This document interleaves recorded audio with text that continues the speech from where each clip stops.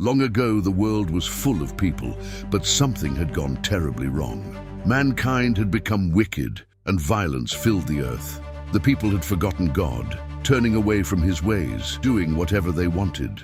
This broke God's heart. But there was one man who was different. His name was Noah. Noah was righteous, and he walked faithfully with God. He listened when no one else would, and so God spoke to him.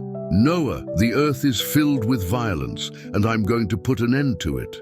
I will send a flood to destroy all life under the heavens. But you, Noah, I will save. Build yourself an ark, a giant boat, so that you, your family, and every kind of animal can survive the flood." Noah didn't hesitate. Even though the world around him seemed fine, Noah trusted God. Day after day, Noah and his sons worked on the ark, gathering wood, building and preparing just as God instructed. And as they worked, people would come by, watching and mocking Noah. "What are you doing?" they'd ask. "There's no rain, no flood. You're wasting your time." But Noah stayed faithful. He knew that God's warning was real, even if no one else believed it. Finally, after many years, the ark was finished. It was enormous, big enough to carry Noah's family and every kind of animal God wanted to save. God's instructions had been clear, and Noah followed them all. Then something amazing happened. Out of nowhere, animals from every corner of the earth started to arrive, just as God had said. Lions, tigers, elephants, giraffes, birds, 2 of each kind, one male and one female, walked onto the ark. It was a sight no one had ever seen before. Noah and his family guided the animals into the ark, making sure everyone had their own space. When all was ready, Noah, his wife, his 3 sons, and their wives all climbed aboard. God closed the door behind them. Then the rains came.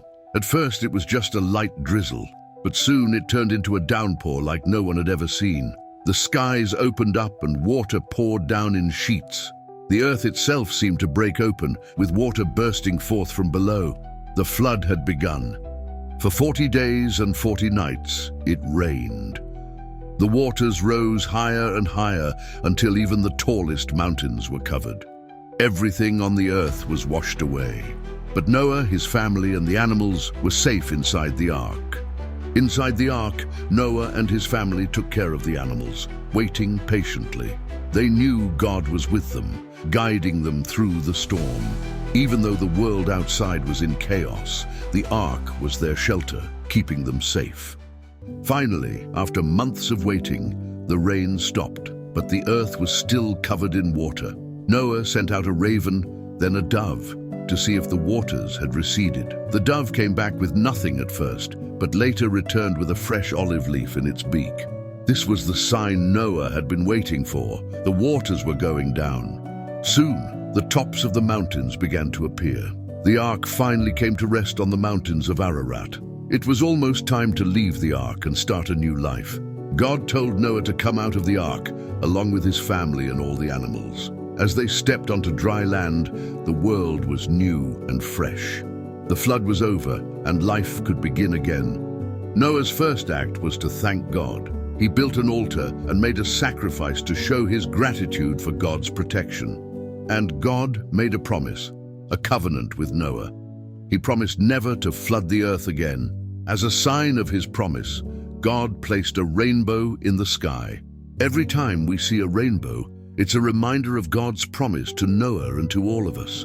A promise of mercy, faithfulness, and new beginnings. And so, Noah, his family, and all the animals began to repopulate the earth. The flood had washed away the wickedness, and the world had a fresh start, a chance to live according to God's plan. This is the story of Noah's Ark, a story of faith, obedience, and the promise of new life after the storm.